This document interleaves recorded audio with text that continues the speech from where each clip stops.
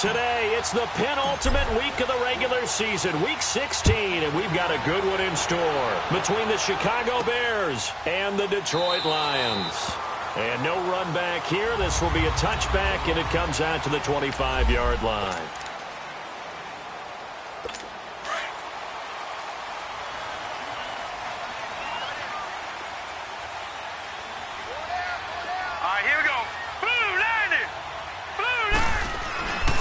They'll look to throw here on first down. This one complete to Devin Funchess. And they nearly get this all the way to midfield. Mark him down at the 49. That one goes for 24 yards. Well, clearly one of his advantages as a passer is his height. Sit back in the pocket, fired over the middle. That makes things tougher defensively, doesn't it? It really does, because your goal is to move the quarterback off his initial spot when he gets his drop back completed. But when you have that type of height, he can stay in there if he's willing to take the hits and just fire over the top, which saves him time and actually completes a play a little bit quicker than it normally does for a quarterback who has to slide and find open space to throw. They're going to look to throw. Fighting through pressure. And it's a short one here, complete to his tight end. And they'll get him down as he's inside the 40. He goes for 18 there as the drive will continue.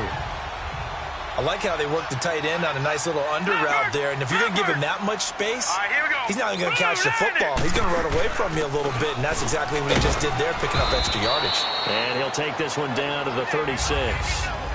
2 yards on the pickup there. It'll be 2nd and 8.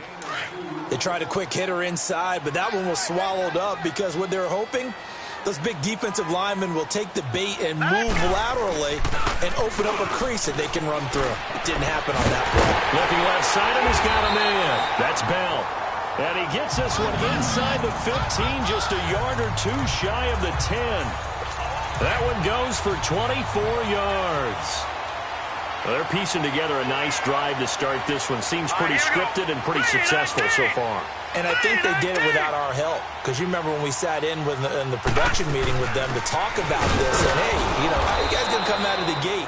I know I offered my help with a few plays, and they didn't seem to want it. I didn't offer mine. You were the smart one.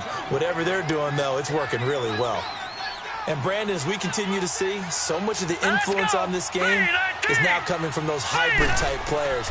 In this case, strong safety, not worried about covering the pass. What a play on the run. Tackled for a loss. Yeah, forget the pregame introductions. He introduced himself with authority on that play. And they're getting him involved early. You feel like they saw something on tape, or they just have a sense with him because he's had a good week of practice or something in that area. But they want him involved, just as you said. They want him to touch it either in the running game or the passing game, but they must like the matchups they're getting. And he'll be brought down here at the 3-yard line. They'll get 10 there, but it leaves them just short for 4th down.